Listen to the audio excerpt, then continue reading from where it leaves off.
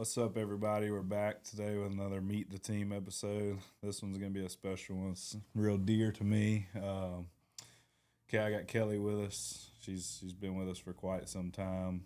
Kelly, just introduce yourself a little bit. Hey, I'm Kelly. I am the manager of HR here. I'm also a mother and a grandmother.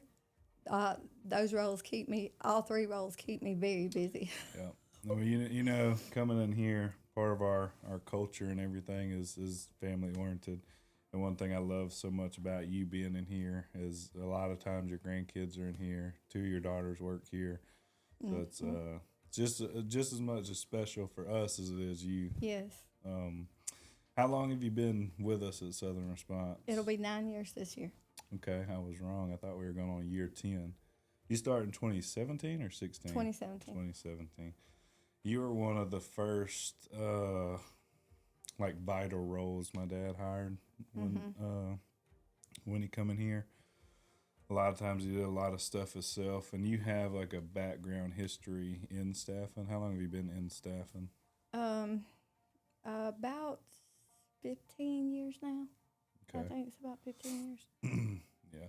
So experience wise, I mean, you've been in, you've seen a lot of stuff. I know, like our track record, a lot's changed, shifted from when Dad was here running stuff, and then me and Trip took over.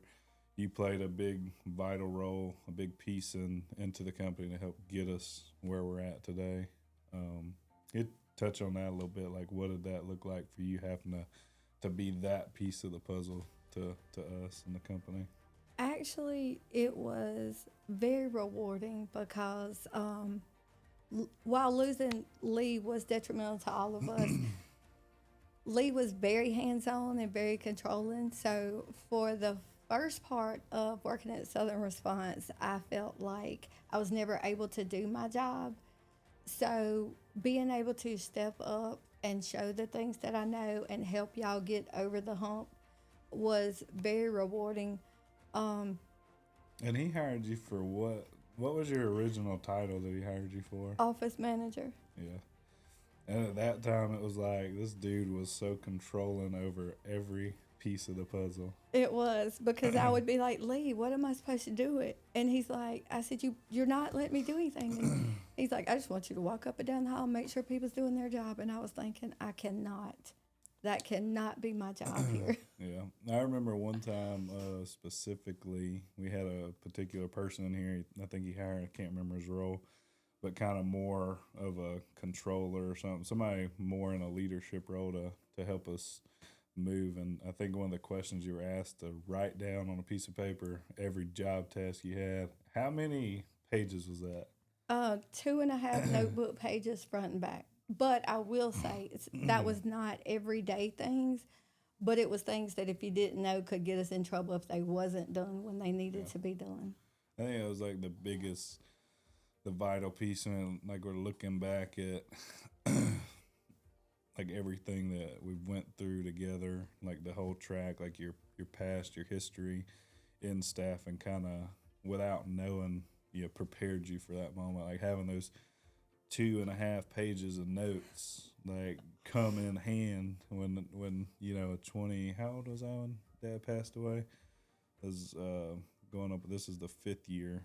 Going on 5th year. I'm Yeah. 27 now, so super young, and then coming into it and having to take on that responsibility. I know for me and for Trip, it was a big blessing to have somebody with the experience and the knowledge, and you had done so much for the company already. I said for the longest, like you were my right hand man, you know, through and through, and I feel like the same with Dad. Like you were always there. He leaned on you for everything, so I think that's how you filled those pages up with how much you did. Everything he didn't want to do, I learned real quick how to do. Because your dad was more hands-on, and I knew even though he wouldn't let me, or what he thought he wouldn't let me do in the office, I still needed to learn because there would come a time. So yeah, that was I think time for me to kind of get everything together. I think that's important too. Like we still, like one of the things that he instilled with us, that I wouldn't say it's like as a bad thing, but we've definitely changed the switch the gears up on it and kind of redirect a little bit. But like everybody needs to know everybody's job. You'd ask like you get into titles and beforehand, really up until this year, like nobody really had titles. It was kind of this is what I need you to do today, so this is what you're gonna do, whether it's HR or payroll or recruit or whatever it is. Like this is what I expect of you. I'm paying you to be here to do this, and that culture is good because you get to learn everything, all the pieces of the puzzle. But like reflecting then to now, like it's so much different. It's very different and has been an adjustment for me going from knowing everything top to bottom, front to back at Southern Response, and all the changes we've made. In the beginning, I was like, oh my God, I don't know what to do with myself. Somebody else is doing this. And, I was, for a minute, I was like, Chase, Yeah. I'm holding on to this. I'm not going to give it up. But it's actually, I think that's part of what has helped us grow is, us long timers being able to let go of the multiple jobs and concentrate on what we do now. And I think that's been a lot of growth.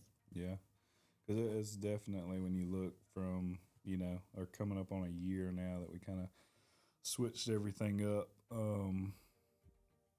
I was really scared. I know me and you had the conversations before about, hey, this is what I'm thinking. This is what I know we need to do.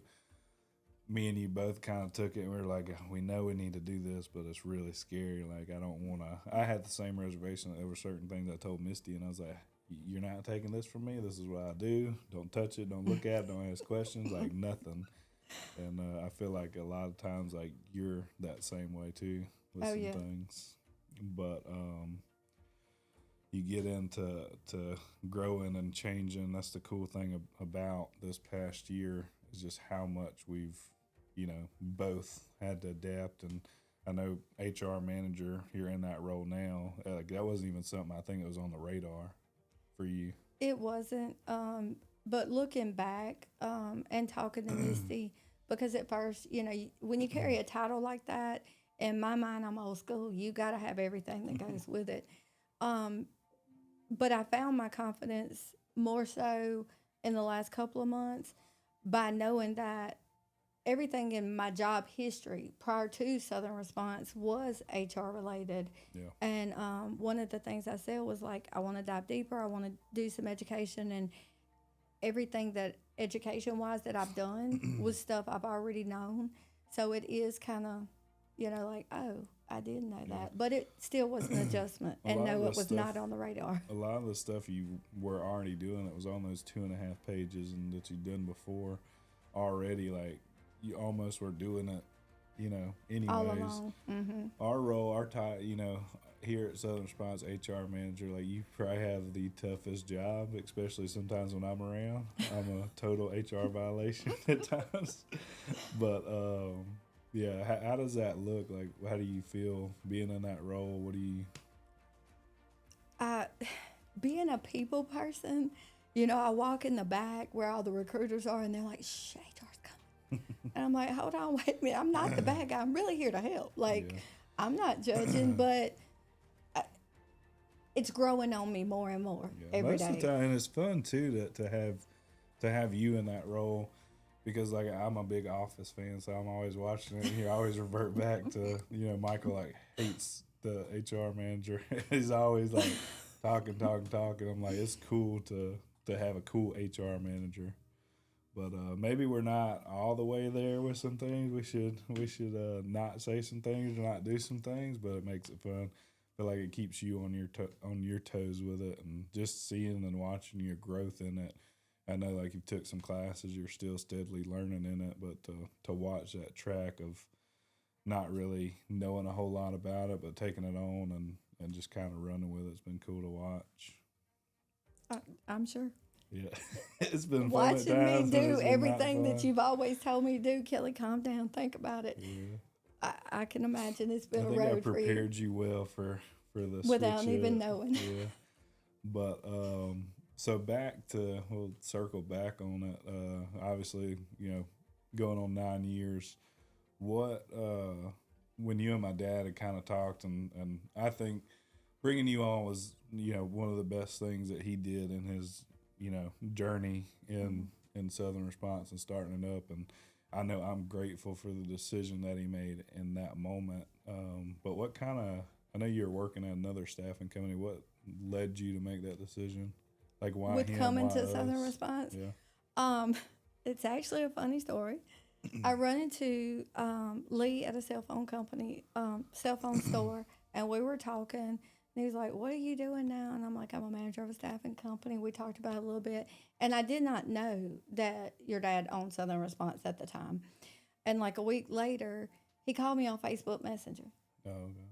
He's He like, probably just had learned how to do that. um, Somebody showed him how to contact you on there. probably so. And I looked and I was like, "What?" And I answered, and he's like, "Hey, I want you to come to work for me." And I was just totally taken back because he had a date and everything. "I want you to start this day. I want you to do this and that." And I'm like, "Hold on, Lee," because I was getting married. I was like, "I don't know that I could do that." "Yeah, I need you. I need you." So let me think about it. Well, after 4 or 5 phone calls and the last one, I can't even say what Lee said. If anybody knows Lee, they know Lee's very colorful. And at first, I didn't know whether It's to take an it as HR a violation. very to much an say HR on here violation. What he told What you. he said was very much an HR violation. For him, it would be for me to repeat. Because at first, I was like, do I take that as a compliment or a slap to the face? But I decided, hey, yep, I'm going to go for it. And while it's been a rocky journey, it's also been a good journey and a good learning experience all the way around. And he was like, I feel like I get a lot of his traits. So like a lot of the big switch up, we get something in our mind, and it's like you can't convince us otherwise. That it's not going to happen. So it's like persistent until it happens. And I know that's how he was. But obviously we're super thankful for you to trust and see in his vision. And then when when everything happened, like I don't think there was ever a question. Like there's obviously days I think you called and quit like 5 times to me. But there was a lot of questions in there and some rough days. But you stuck it out with us, and you just always had our back on everything. But it's definitely we appreciate that. And I appreciate what Southern Response has done because I think, having your back and treating Southern Response like it was my company was because of how well I was treated. As far as, if I needed to bring my grandkids to work or something like that, it was never an issue, never ever an issue. Like Lee was very lenient on things and family oriented as well. Yeah, and you always act like when you bring your grandkids in here, like it's a hassle and something. Like half the time, the people that's in here like don't even know that they're here. They're quiet. They sit in your office. They don't do nothing. They don't say nothing. That's because I threaten him. Because, again, being old school, you learn that if you have to go to somebody's job, you're going to behave, and I want that instilled in my grandkids because a lot of parents and grandparents don't instill that anymore. And we see that with some of our workers, that they wasn't taught that type of thing. And it just shows like even more so to your character. Like those are, we obviously get to see how 2 of your children act. And then I know Nick, your son, like been around them. Like even before your time here, like we grew up together. We done things that you grew up around my parents. But just to see like that, how you've raised your family, built your family, and to see that your grandkids respect you so much, and to see how your son raises them is cool. So I mean, family's always super super important here, and I don't think if I got a list of things I would say no about, it's never to tell somebody they can't bring their kid or whatever. Like we always want to be super helpful in any way that we can, because when life happens, we want to make sure we're there for them. Because we ask the same thing in return, then be here for us. What's been one of the most rewarding things being here? Honestly, you have to look from the time I got here. I'm going to try not to cry. I used to watch you and Trip come in and not really want to be here. And I don't think it was you didn't want to be here because you didn't want to work. I think it was you didn't want to be here because you wasn't allowed to do certain things. You know, so watching y'all play on your phone or get aggravated because you had to be here with really nothing to do, and watching y'all grow into what I see as the leaders God has created y'all to be You know, you can get me. has I'm not a big been emotional person. has been very rewarding because watching y'all grow and watching you grow in God and taking this company to that level. Okay, no matter what we do, we're going to put God first. We've been where I think your dad's heart was always with God, but not where he put God first. And since you and Trip making that change, the company has turned around. So for me, that, because just seeing y'all blossom into who you are today has been the most rewarding thing for me at this point. Whew. Yeah, definitely. I mean, you look back on times of of before. Like I wouldn't say like he always instilled, you know, hard work into us, and we knew we had to work. Like we started from the bottom and working out in the field. Was going to high school, work nights, you know, wherever he could make money on us, like that's where we were at, and that's what we knew. And you know, coming into the office front desk, and he made us like run through every position here at the company.